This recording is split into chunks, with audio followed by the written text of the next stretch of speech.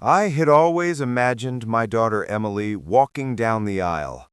Ever since she was a toddler, I pictured the way her hair would glint under the sun, the sparkle in her eyes, and the joy radiating from her every smile. Birthdays, school recitals, her first bicycle ride, her teenage heartbreaks. I had witnessed it all, hoping to guide her with love, patience, and support.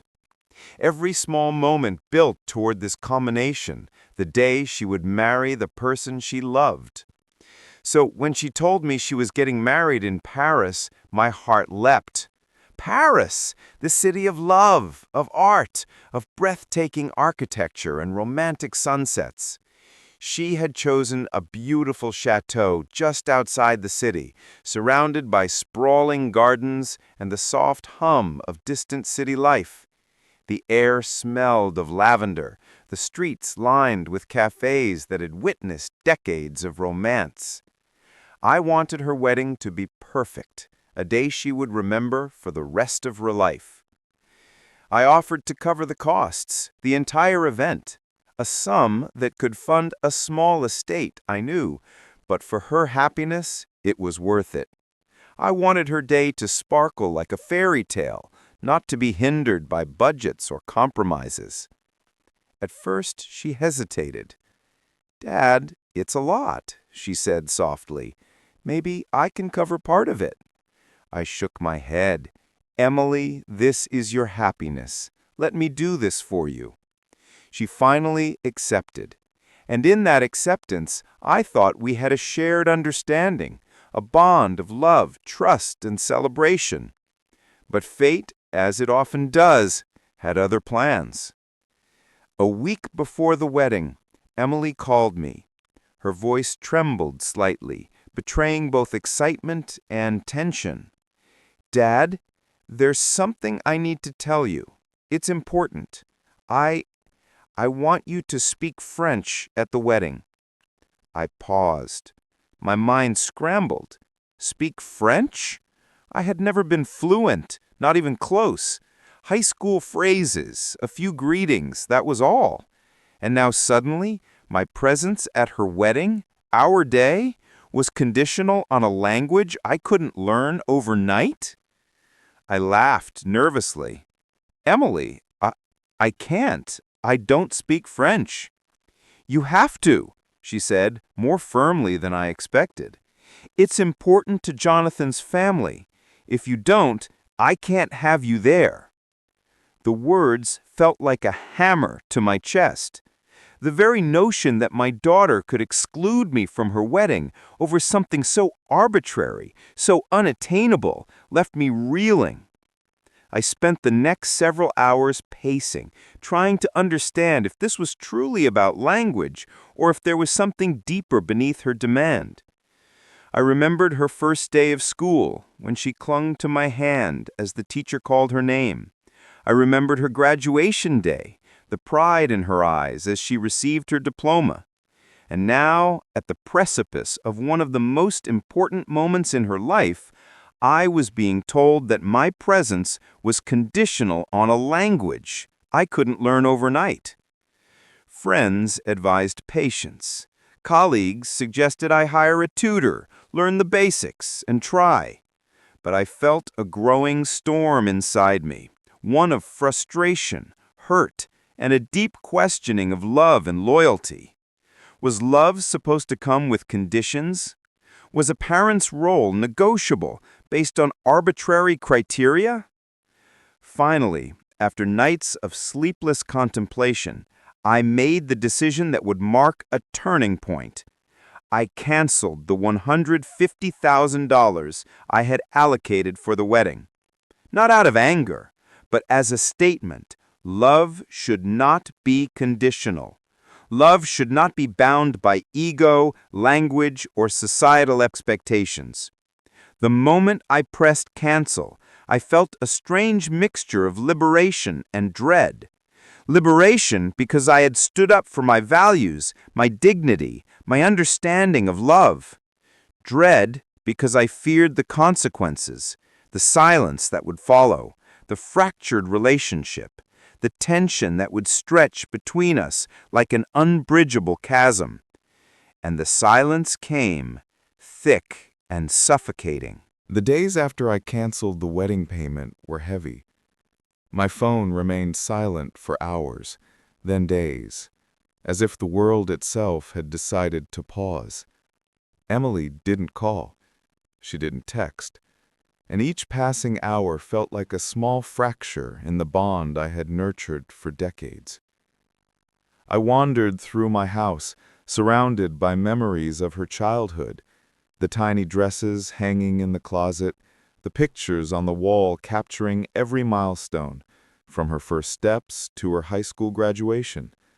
I could almost hear her laughter echoing through the empty halls, a sound that now seemed distant, unreachable. Her mother, Emily's stepmother, tried to comfort me. "Maybe she's upset, but she'll come around," she said softly, brushing my shoulder in reassurance. But her words offered little comfort. I knew my daughter. When she set her mind to something, she could be stubborn, unyielding, sometimes impossibly so. And right now she had chosen distance over connection. I decided to reach out. I drafted a message, erased it, rewrote it, and deleted it again. Each attempt felt inadequate. How do you explain to someone who refuses to see your perspective that love cannot be measured by the words you speak or the currency you offer? Finally, I sent a simple note. "Emily, I love you. I want to be there for your wedding, but I cannot pretend to be someone I'm not. I hope you understand that my love for you has no conditions." I waited. Hours turned into a full day, then another, and yet no reply came. That night, sleep refused me. I replayed our memories, each one more vivid than the last. I remembered when Emily was 7 and cried over a broken toy, and I had stayed up all night repairing it. I remembered her 16th birthday, when she wanted a piano for her room, and I had spent months secretly saving to fulfill her wish. All those moments, all those small sacrifices, seemed suddenly dwarfed by one demand: speak a language I had never learned. The next morning, I received a cryptic message from her. "I don't want to talk right now. Please respect my space." I felt a pang deeper than I expected. It wasn't anger. It was grief. My daughter, the very person I had loved unconditionally, was pushing me away over something I had no control over. And as the hours stretched into weeks, I began to wonder, had I misjudged her all these years? Was the little girl I had nurtured now someone I barely recognized? I sought solace in my work, throwing myself into projects to distract my mind. But no matter how many emails I answered or reports I filed, her absence loomed over me like a shadow. I found myself replaying conversations in my mind, searching for some missed clue, some hidden meaning behind her insistence. Then came the first letter. I had almost forgotten the charm of handwritten notes in our digital age. The envelope was crisp, elegant, with her familiar handwriting. I tore it open, hoping for reconciliation, for understanding, for a bridge across this growing chasm. But what I read was neither simple nor forgiving. "Dad, I'm hurt. I don't want you to come to my wedding unless you can respect my wishes. Jonathan's family values tradition, and I cannot make them uncomfortable. I hope one day you'll understand. Emily." Her words, though polite, felt like a verdict. My heart ached, but beneath that ache, a fire of resolve began to burn. I realized then that this wasn't just about French or money. It was about boundaries, expectations, and the rigid walls that sometimes grow between parent and child. I spent that night pacing my study, reflecting on my own life. I thought about the sacrifices I had made, the endless nights working to provide for her, the quiet moments of teaching her life's lessons, the smiles we had shared over simple dinners. All those moments, all those small sacrifices, seemed suddenly dwarfed by one demand. By the third week, I received news from a mutual friend. Emily had finalized the wedding venue, the guest list, and even her dress. She was excited, radiant, and completely immersed in the planning. And I, her father, remained outside, barred not by lack of love, but what she perceived as inadequacy. I tried one last attempt. I wrote her a long letter, pouring my heart out, my memories, my regrets, my love, and my longing to be part of the day she had dreamed of for years. I didn't send it immediately. Instead, I kept it close, rereading it nightly, questioning whether to post it, to call her, to beg her forgiveness, or simply to let the silence stretch further. As the wedding day approached, the tension in me grew unbearable. The thought of her walking down the aisle without me present, without my silent blessing and pride, was almost too much to bear. And yet I reminded myself, love isn't always about proximity. Sometimes, love is letting go. The morning of the wedding arrived like a storm cloaked in sunlight. Paris was awake, its streets buzzing with energy, cafes spilling the aroma of fresh bread and coffee into the air. But I felt none of it. Every step toward the airport, every mile over the Atlantic was heavy with dread. The city I had always dreamed of visiting now felt like a cage, a backdrop for a family drama I could not escape. I arrived at the hotel near the venue, my luggage heavy, not with clothes but with memories. I checked in, barely noticing the elegant lobby, the soft hum of concierge chatter, or the warm sunlight pouring through the windows. My mind was elsewhere, on Emily, on the long months of silence, on the letters she had sent, and on the invisible wall that now separated us. The phone call from Jonathan's father came first. His voice was cordial, polite, yet tinged with curiosity. "Your daughter speaks very highly of you," he said. "We hope you can be part of her day." I hesitated, feeling the weight of irony in the words. Part of her day, I thought? I've been shut out, pushed aside, and yet this man, a stranger, hopes I'll attend? "I hope so too," I said softly, trying to mask the storm inside me. "I love Emily. I want to respect her wishes." Jonathan's father chuckled, politely, unaware of the emotional landmine I was tiptoeing through. "Paris is beautiful this time of year. I think everyone will enjoy it." I hung up and stared out the hotel window. Below, the Seine glimmered under the late morning sun, couples walking hand in hand, tourists snapping pictures. Life moved on, oblivious to the fractures in my own. By late afternoon, I found myself walking toward the venue. The streets were narrow, lined with centuries-old buildings that whispered stories of love, loss, and human folly. And yet every charming corner seemed to mock me, reminding me of the family moments I had been denied. As I approached the wedding hall, my heart raced. Guests were arriving, elegantly dressed, laughter floating in the air. Emily would soon appear, radiant in her gown, surrounded by love and celebration, but without me, her father. The thought tightened my chest. Inside, the atmosphere was intoxicating. Crystal chandeliers, fresh flowers, candles casting soft glows on polished marble floors. Guests mingled, champagne glasses in hand, smiles everywhere. And there, by the entrance, stood Emily. She looked beautiful, ethereal, and completely unreachable. Her eyes caught mine for a fleeting second, a spark of recognition and something else, pain, perhaps, or regret, or even defiance. She turned away quickly, and my heart sank. I lingered in the background, unsure whether to approach, to stay hidden, or to retreat altogether. And then, as if drawn by fate, Jonathan's mother approached me. "You must be her father," she said warmly, her hand extended. "Emily talks about you all the time." I shook her hand, gratitude and sorrow mingling in my chest. "Thank you," I mumbled. "I've missed so much." Her eyes softened.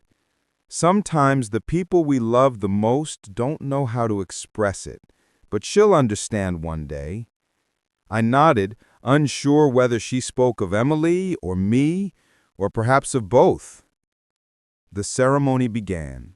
Soft music floated through the hall, and Emily appeared at the end of the aisle, a vision of elegance and perfection. Every eye turned toward her, every heart captured by her presence. And yet for me, the sight was bittersweet.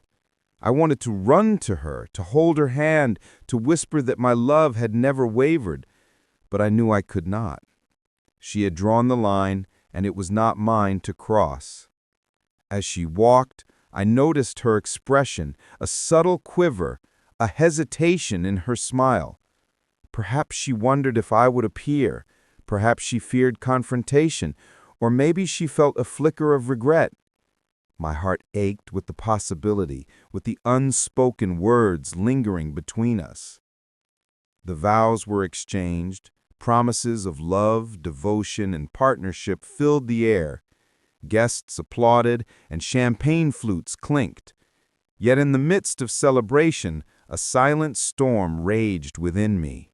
I was here, yes, physically present, but my presence felt hollow, a shadow of the father she had once known, a witness to a day I had hoped to share in joy.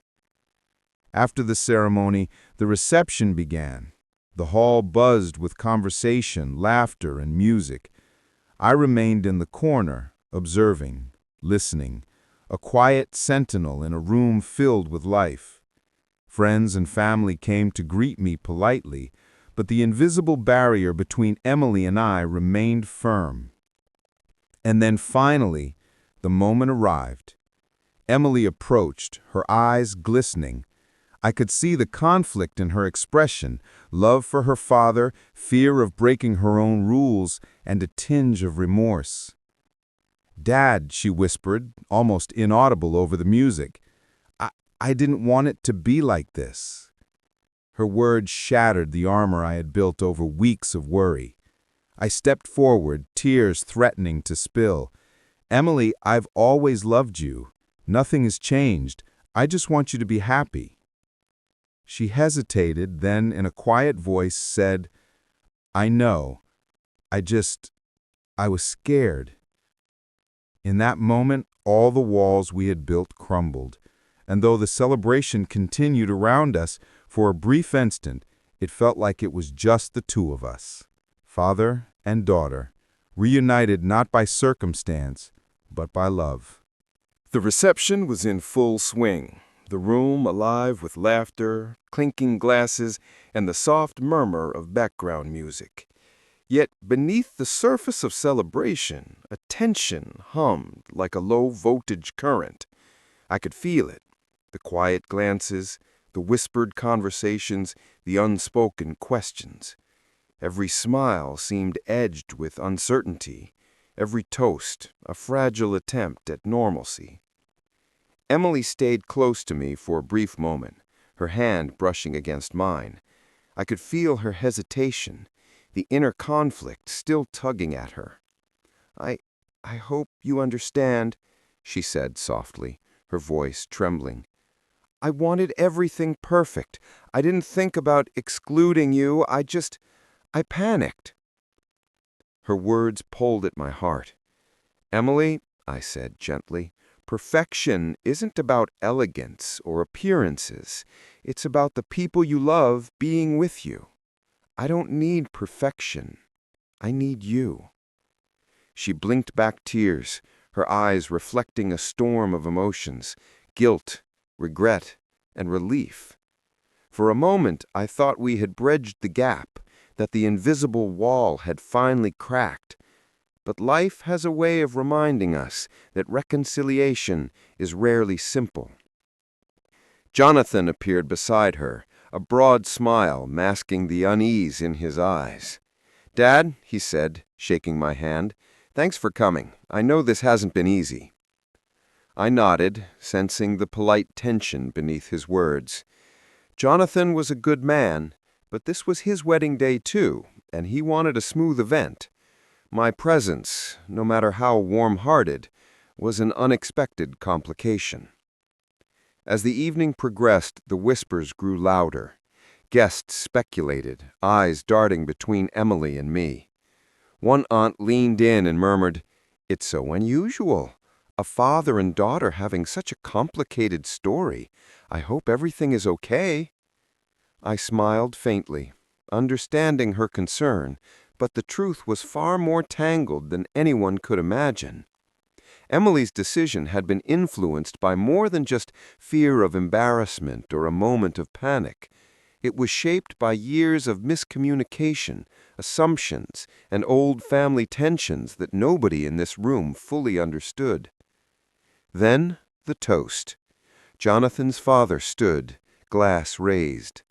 "To the bride and groom, and to family, the ties that bind us, even when we falter." I listened closely, noting the subtle emphasis on "even when we falter." It was a reminder, perhaps unintended, that family is rarely flawless, and forgiveness is a bridge we all must cross. Emily's eyes met mine again, and for the first time that evening, I saw clarity in them. She wanted to speak, to explain, but the room, the music, the guests, all were barriers in themselves. I waited patiently, letting her find her own courage. Finally, the moment came. Emily stepped away from the crowd, her voice steady but firm. "Everyone," she said, capturing the room's attention, "there's something I need to clarify." The chatter quieted, all eyes on her. "I want to thank my father for being here, for coming despite everything, for loving me unconditionally." Gasps and murmurs rippled through the guests. I felt my chest tighten, pride, relief, and a bitter awareness of the complexity behind those words. Emily's confession was brave, but it also opened doors that had long been closed. She continued, her voice gaining strength. "I was wrong to try to exclude him. I let fear and pride guide my decisions, but today I see clearly that love isn't about avoiding mistakes. It's about acknowledging them and moving forward." A hush fell over the room. Even Jonathan seemed taken aback, realizing the depth of Emily's internal struggle. For me, her words were a balm, healing decades of invisible wounds, and yet they hinted at something else, a lingering tension, secrets yet unrevealed. Later, as the night unfolded, I discovered those secrets. A guest, unaware of the delicate situation, casually mentioned a legal matter, a property dispute, and the beach house. Emily had always wanted to protect me from complications, but the truth had a way of surfacing at the most unexpected moments. I felt a chill. The wedding was only the beginning, I realized. The real challenge, the test of our relationship, our patience, and our trust was still ahead. Emily returned to my side, sensing my unease. "Dad," she whispered, "it's complicated. I didn't want you to be dragged into it tonight." I took her hand, holding it firmly. "Whatever it is, we'll face it together," I said, determined. "Tonight we reconcile, tomorrow we fight the rest." And so, as the music swelled and the celebration continued, a new chapter began. One filled with reconciliation, yes, but also with the looming shadows of unresolved conflicts, unspoken resentments, and the trials that true love and family inevitably bring. The morning after the wedding, the sunlight streamed through the curtains, casting long streaks across the living room. The celebration had faded into memory, leaving behind remnants of laughter, confetti, and lingering tension. I sat in the quiet, sipping coffee, my thoughts tangled with Emily's words from last night. But the calm didn't last. A phone call shattered the silence. It was my lawyer. "Sir," he began, voice steady, "there's been a development regarding the beach house." I frowned. The beach house had always been more than a property. It was a symbol of family legacy, a place filled with memories of summers, laughter, and milestones. Yet now it had become a focal point for contention. "What kind of development?" I asked cautiously. "There's a formal request. Emily wants a transfer of ownership. She's requesting full control of the property." My heart skipped a beat. I had anticipated disagreements over wedding gifts, misunderstandings about finances, but the beach house, that was something else entirely. My mind raced back to the conversation from last night, the subtle mention of legal matters, the casual remarks of the guests. Now it had become concrete. I knew I had a decision to make. I could refuse, protect the property, and risk fracturing our fragile reconciliation. Or I could negotiate, offer a compromise, and risk my own security and autonomy. Later that day, Emily arrived, her expression conflicted. She avoided my gaze, shuffling through the papers she had brought. "Dad, I know this is sudden. I didn't mean for it to be like this." I motioned her to sit. "Emily, we need to talk," I said calmly. "Not about the wedding, not about appearances, about reality, about decisions that affect both of our lives." Her eyes filled with a mixture of guilt and determination. "I want the beach house," she admitted softly. "I need it, for me and for my future with Jonathan."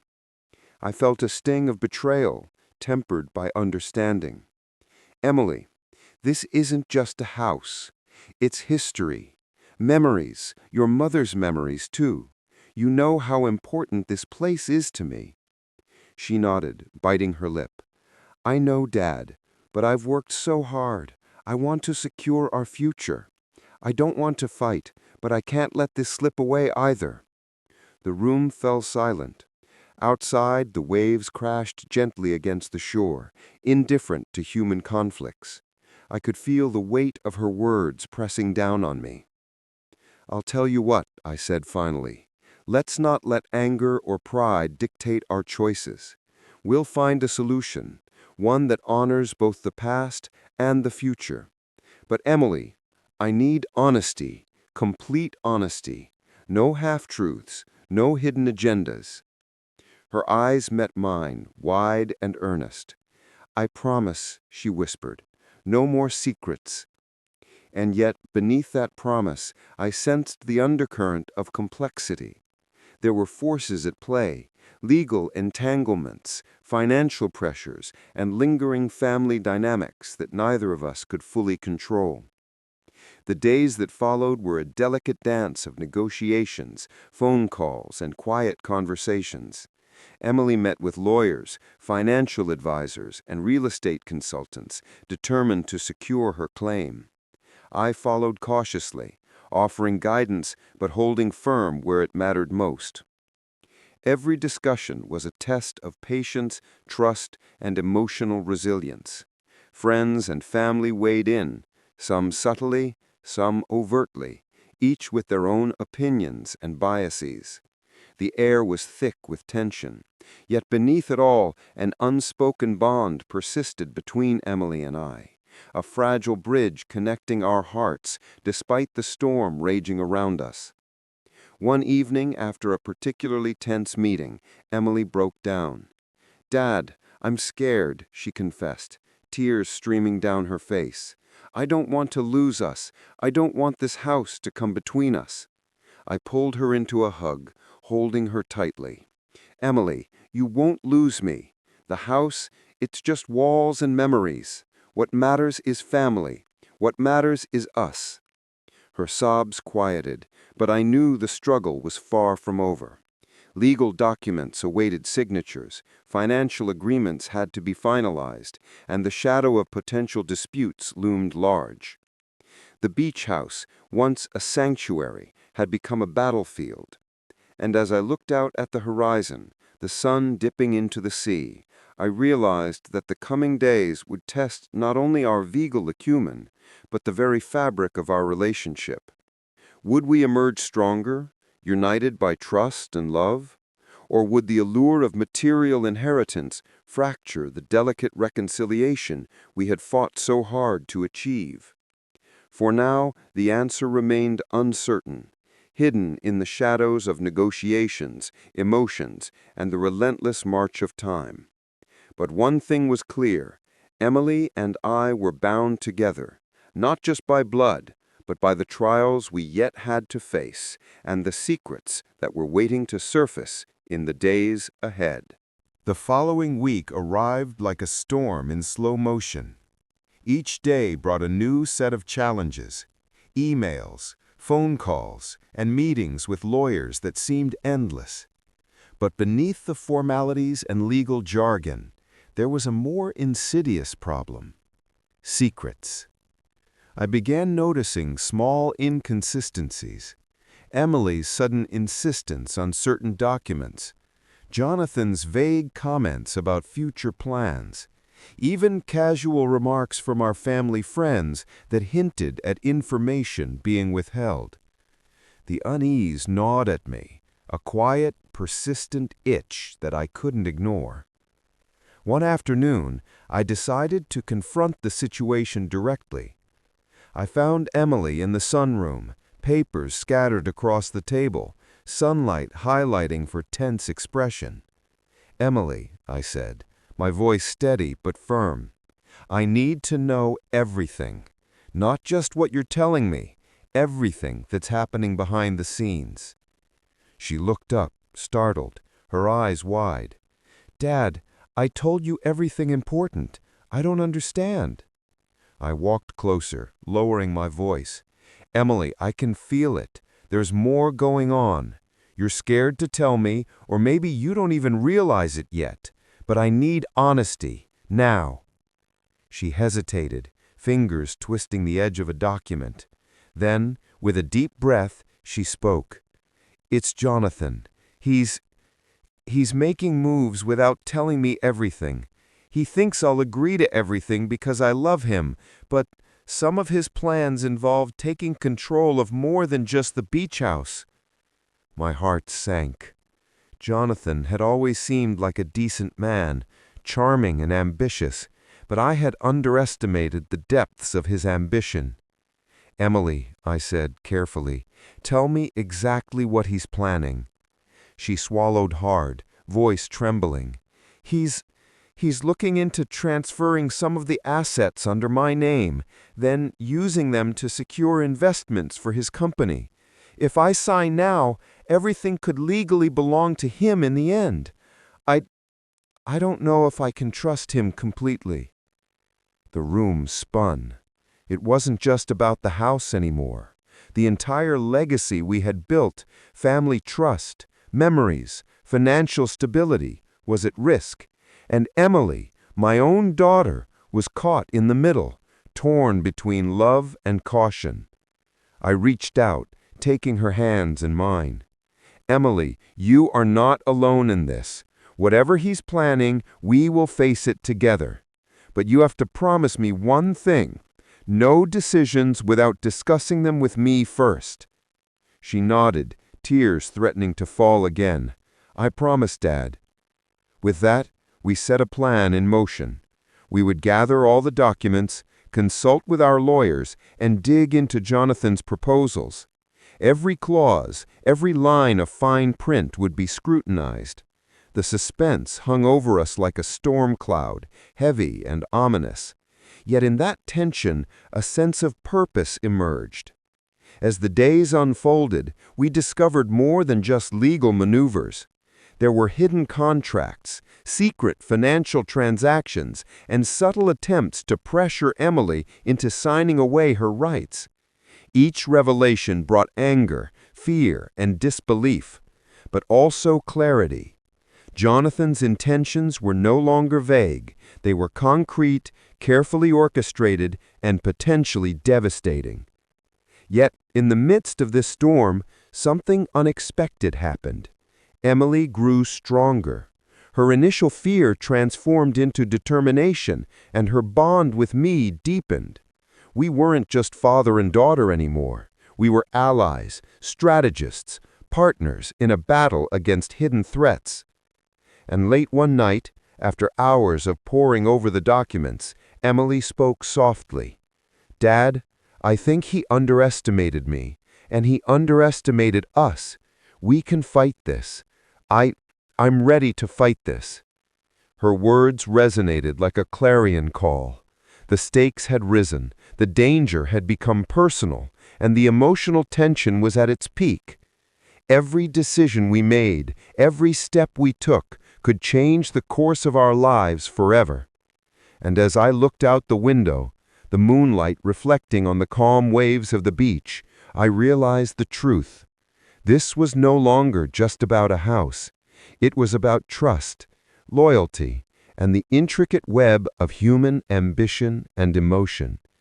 The coming days would test every bond, every promise, and every hidden secret lurking beneath the surface. The story was far from over. In fact, the real battle, the confrontation of hearts, minds, and hidden agendas, was only just beginning.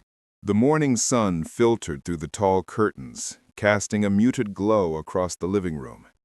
It was deceptively peaceful outside, but inside, a storm was brewing.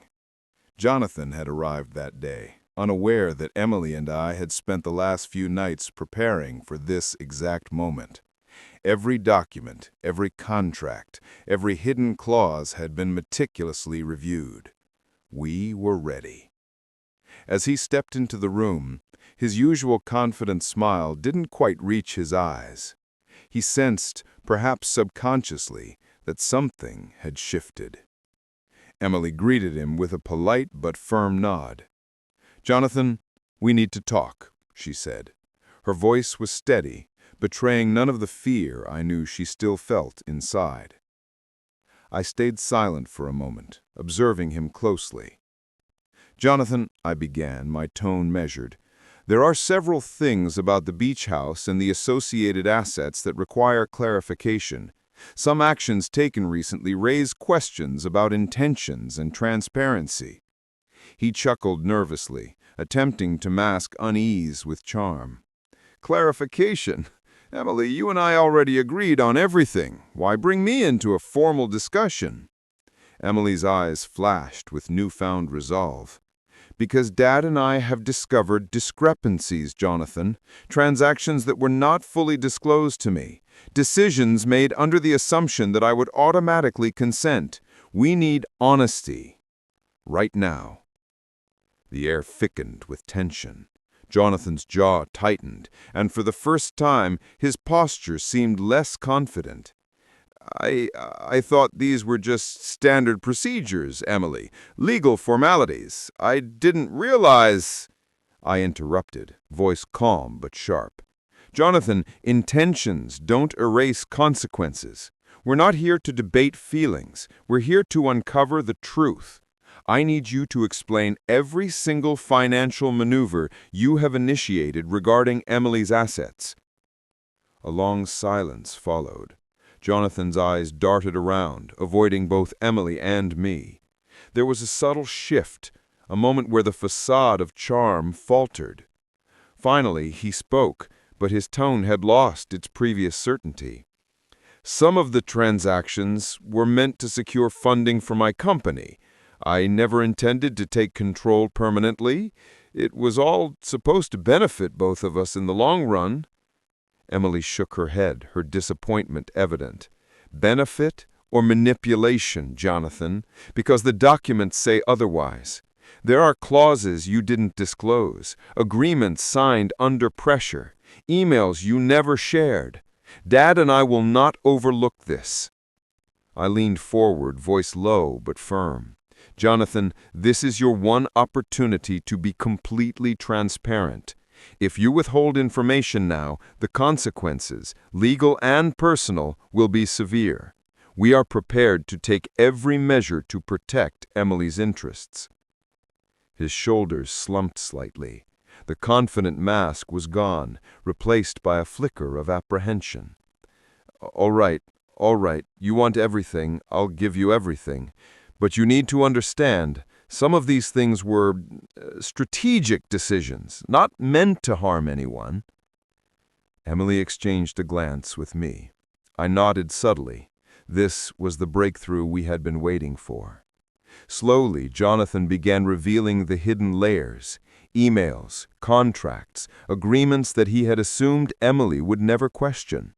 As each revelation unfolded, the room seemed to shrink, the tension magnifying. Yet despite the exposure, the emotional stakes only grew. Jonathan's defensive explanations were laced with moments of guilt, frustration, and a hint of vulnerability. Emily's expression shifted between anger, hurt, and determination. And I realized that while legal battles could be fought with documents, emotional confrontations were fought on a different plane, where trust, betrayal, and reconciliation collided. By the end of the day, a fragile understanding emerged. Jonathan had revealed almost everything, though certain intentions remained clouded. Emily and I had enough information to protect her assets, but the deeper question lingered. Could trust ever be fully restored? Could Jonathan truly align his intentions with honesty and transparency? The confrontation had ended, but the war had just begun. Every revelation brought clarity, yes, but also new suspense. Every disclosed secret only hinted at deeper layers we had yet to uncover. The path ahead was uncertain, the stakes higher than ever. As night fell and Jonathan left, Emily and I sat in silence, absorbing the day's revelations. "Dad, I feel like I'm seeing everything clearly now," she said softly. "But it's overwhelming. How do we even begin to fix this?" I took her hand gently. "Step by step, Emily. One move at a time. We've exposed the hidden intentions. That's the first and most important step. Now we plan, and we act with precision." The suspense hung in the air, heavier than ever. We knew that the battles to come would test our resolve, our relationship, and our understanding of human ambition. But for the first time in weeks, we also knew this. We were no longer passive participants. We were strategists, ready to navigate the storm ahead, prepared for every twist, every revelation, every challenge that awaited us. And somewhere deep inside, a quiet flame of determination burned brighter than fear, because we were no longer just defending a house. We were defending trust, legacy, and the bonds that truly mattered. The following morning, Emily and I sat at the long oak dining table, papers spread out in a meticulous array. The house was quiet, save for the distant hum of the city outside. But inside, our minds were racing. The confrontation with Jonathan had revealed much, yet it had also uncovered new layers of complexity. Hidden clauses, obscure agreements, and ambiguous statements littered the documents, each one a potential trap if ignored. Emily ran her fingers through her hair, a mix of frustration and determination on her face. "Dad, I knew Jonathan could be manipulative, but some of these clauses, they're almost impossible to decipher without legal help. He made sure he covered his tracks." I nodded, tracing a signature line on one of the contracts. "Exactly. But every loophole, every hidden condition can be leveraged if we approach this strategically. We're not just reacting, we're planning our next moves carefully." Our first step was to map out the entire chain of events, from the initial agreement about the beach house to the latest undisclosed transactions, We needed a timeline, clear, precise, and unbreakable. Each document was scrutinized. Who signed what, when, and under which circumstances? As we dug deeper, a pattern began to emerge. Jonathan had been consolidating influence over certain assets while giving the impression that everything was above board. But there were subtle inconsistencies, signatures that didn't match perfectly, and emails sent under pseudonyms. Emily's eyes widened as I pointed them out. "Look at this," I said, sliding a printed email across the table. "This message claims approval for a transfer, but notice the timestamp, 5 minutes before the meeting even started. He couldn't have sent it at that time. It's a fabrication, or at the very least, misleading." Emily leaned in, her pulse quickening. "So he's been lying about everything. But why risk it? Why not just be upfront from the beginning?" I paused, thinking carefully. Control, Emily. Some people manipulate situations not just for financial gain, but to maintain dominance. Jonathan wanted to control perception, decisions, and ultimately your compliance. He didn't account for the fact that you wouldn't stay silent. We decided it was time to assemble a plan. The first phase was verification. Every hidden clause, every ambiguous document, every secret email had to be confirmed. For this, we hired an independent legal expert, someone we trusted completely, to scrutinize every word. The suspense of waiting for their analysis was nerve-wracking. Each day, Emily and I anticipated news that could either solidify our position or reveal new complications. During this time, we also began mapping potential counter-strategies. If Jonathan attempted to contest or manipulate further, we would be ready. Every move he could make, we preemptively analyzed. Then came the breakthrough. The legal expert uncovered a particularly insidious clause buried in a 2017 agreement. It stated that any dispute over asset control could only be arbitrated through a specific legal route, a route Jonathan had never disclosed to Emily. This clause gave him leverage unless we challenged its legitimacy. Emily's eyes were fierce as she held the documents. "Dad, this is it. This clause could have locked me out completely, but now we know we can fight it." I nodded. Exactly. And fighting it isn't just about confrontation, it's about strategy. Jonathan expects aggression, but we'll approach this with precision and calm. We'll dismantle his leverage piece by piece. Over the next few weeks, we moved cautiously. Emails were sent requesting clarifications, meetings scheduled to discuss discrepancies, and all communications carefully documented. Each step was measured, designed to uncover Jonathan's next move while minimizing risk. But the suspense was never far. Jonathan, sensing that his position was threatened, began subtle attempts to manipulate perception.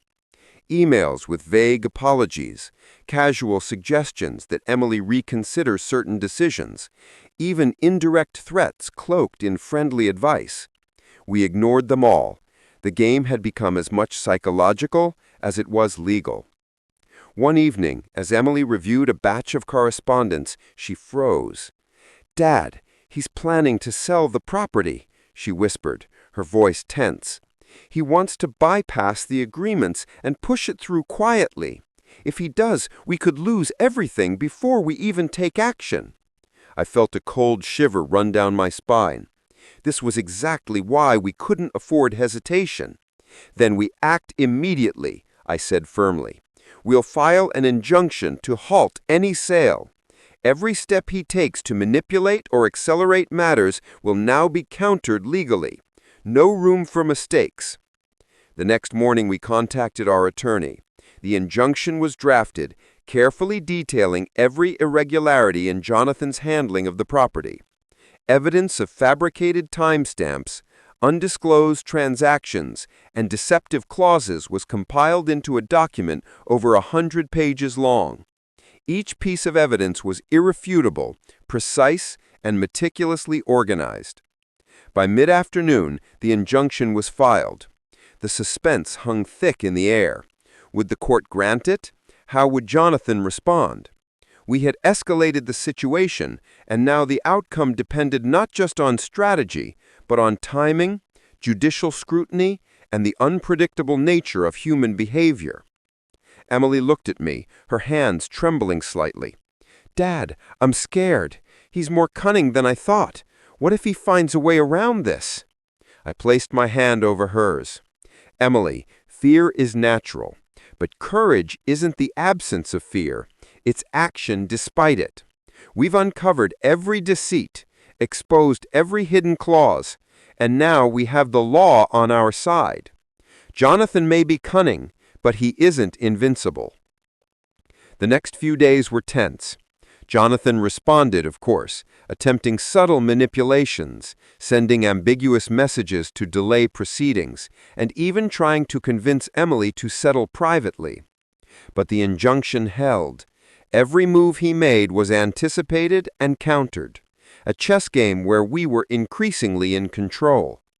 Yet beneath the strategy and legal maneuvers, the emotional stakes intensified.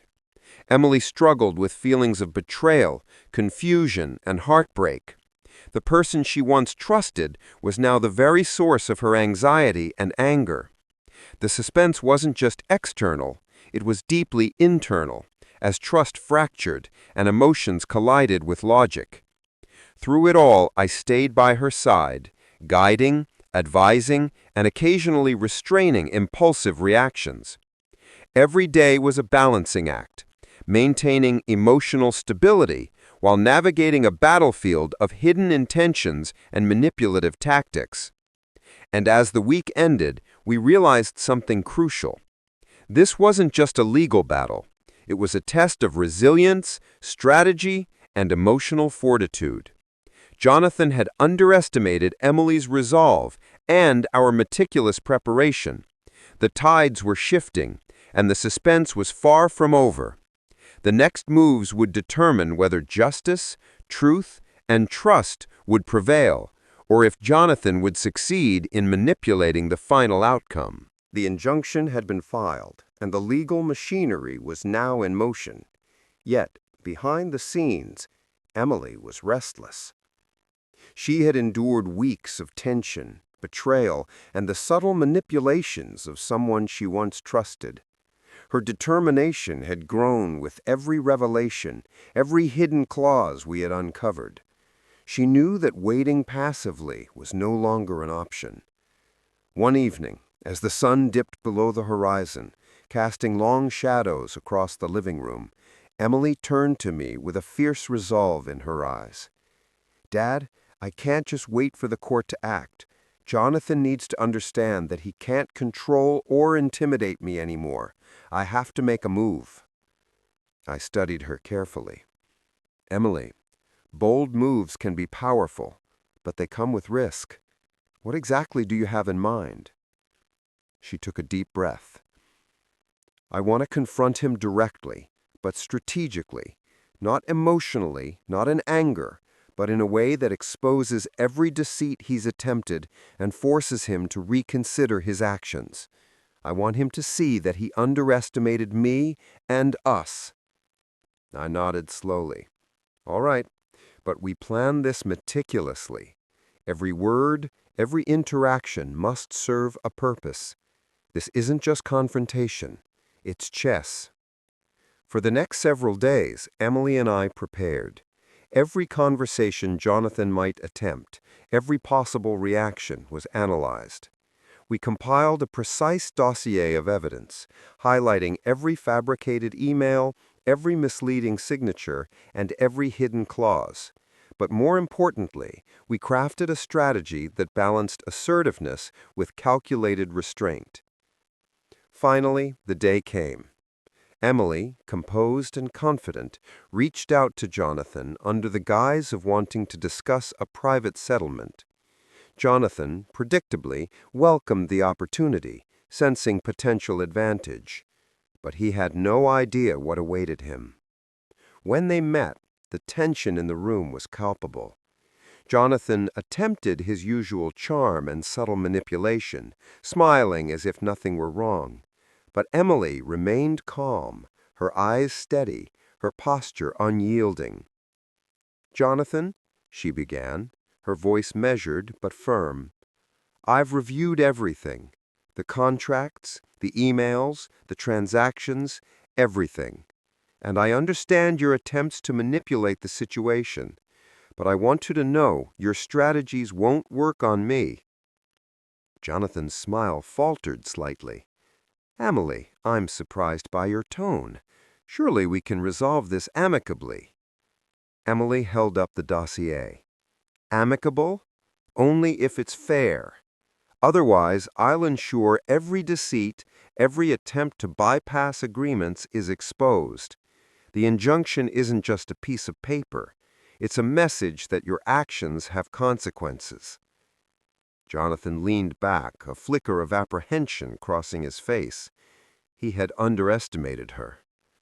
Every subtle threat he had made, every attempt at control, now seemed transparent. The power dynamic had shifted. Over the next hour, Emily laid out her case with precision. Every document, every discrepancy, every hidden clause was presented. Jonathan attempted to interject, to explain, to charm, but Emily countered every point with clarity and evidence. By the end of the meeting, it was evident Jonathan was no longer in control. Emily had turned the tables, transforming weeks of suspense, manipulation, and emotional turmoil into a strategic victory. But she didn't stop there. She also proposed a new agreement, one that ensured transparency, fairness, and clear boundaries. Jonathan begrudgingly agreed. He had no choice. The risk of legal exposure, combined with Emily's unwavering determination, left him cornered. For the first time, he realized that control could not be maintained through deceit alone. As Emily and I left the meeting, a wave of relief washed over us. The tension that had gripped our lives for weeks began to ease, replaced by a sense of empowerment. But beneath the relief, we knew the journey wasn't over. Jonathan might comply for now, but human nature being what it is, vigilance would always be necessary. That evening, we sat together in the living room reflecting on the ordeal. Emily, once fearful and uncertain, had emerged stronger, wiser, and more confident.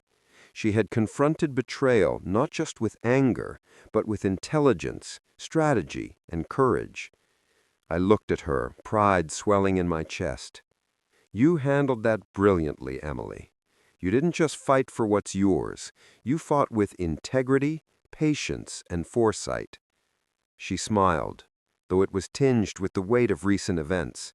"It wasn't easy, Dad, but I've learned something invaluable, that strength isn't just about action.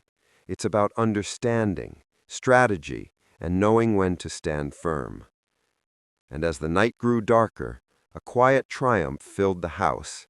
The suspense, the emotional turmoil, and the strategic battles had culminated in a moment of clarity and victory.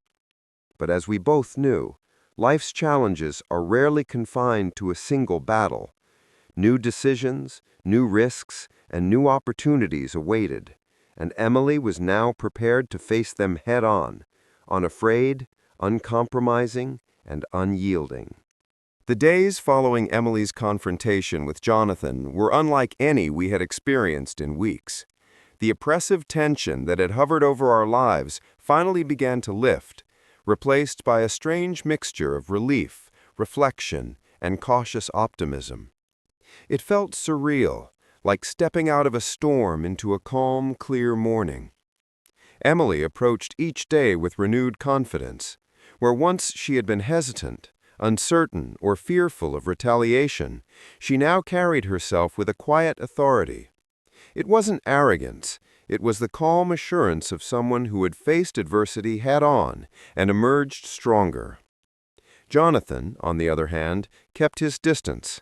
He adhered to the new agreements meticulously, avoiding any overstep or attempt to regain control. His demeanor had shifted. There was no charm left, no subtle manipulation. The man who once projected dominance now moved with caution, understanding that he had been outmaneuvered. Even in moments of victory, Emily remained reflective. She knew that winning a confrontation wasn't just about asserting power. It was about understanding motives, maintaining integrity, and ensuring that justice was served without compromising one's values. She spent hours revisiting the documents, making sure nothing had been overlooked, and refining her approach to future challenges. One evening, as we sat together in the living room, the atmosphere was calm and warm. The golden glow of the setting sun filtered through the curtains, casting long, comforting shadows across the room. Emily leaned back, her expression contemplative. "Dad, I never imagined that facing this would change me so much. I've learned that courage isn't the absence of fear, it's choosing to act in spite of it. And strength isn't just physical or aggressive, it's patience, understanding, and strategy." I nodded, deeply moved. "You've grown immensely, Emily. Life will continue to throw challenges at you, but now you know that you can face them with clarity and purpose. You've turned what could have been a destructive conflict into a transformative experience." In the following weeks, life gradually returned to a semblance of normalcy. The legal processes finalized the injunction in our favor, and Jonathan's compliance became formalized through binding agreements. With the constant threat removed, Emily was free to focus on her career, her personal life, and her future without the shadow of fear or manipulation. But perhaps the most significant change was internal. Emily had discovered a resilience she hadn't known existed within her. She had learned to trust her instincts, to rely on careful planning, and to confront challenges without compromising her values. She had also realized the importance of support, family, allies, and mentors who could guide and protect when the path was uncertain. Reflecting on the journey, Emily acknowledged the emotional growth that had accompanied every trial. The betrayal, the stress, and the suspense were not just obstacles, they were catalysts for her evolution. Each tense negotiation, each carefully plotted strategy had forged a stronger, wiser, and more confident version of herself. In the end, victory was not about punishing Jonathan or reclaiming material possessions. It was about reclaiming agency, dignity, and the right to define one's life on one's own terms. And Emily had done exactly that. She had turned adversity into empowerment, manipulation into clarity, and fear into courage. As we watched the sunset together, a profound sense of closure settled over us. The storms had passed, the battles had been fought, and the lessons had been learned. And while life would undoubtedly continue to present new challenges, Emily now possessed the knowledge, strategy, and inner strength to face them without hesitation. For me, the father who had watched his daughter grow through adversity, the experience was equally transformative. I had witnessed the evolution of a young woman into a resilient, strategic, and empowered individual.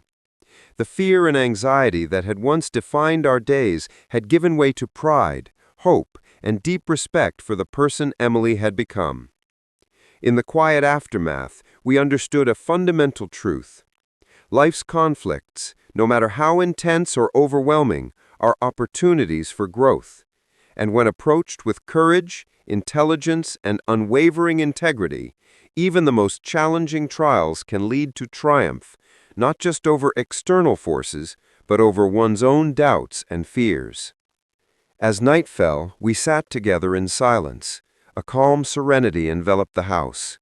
The lessons of the past weeks had been hard-earned, the suspense and emotional turmoil unforgettable, but the reward was invaluable. Strength, clarity, and a renewed sense of purpose. Emily's journey had reached a resolution, but more importantly, she had discovered the enduring power within herself, the power to navigate life's complexities with courage, strategy, and heart. And in that moment, it was clear. This was not just the end of a battle. It was the beginning of a life defined not by fear or manipulation, but by empowerment, wisdom, and the relentless pursuit of truth and justice.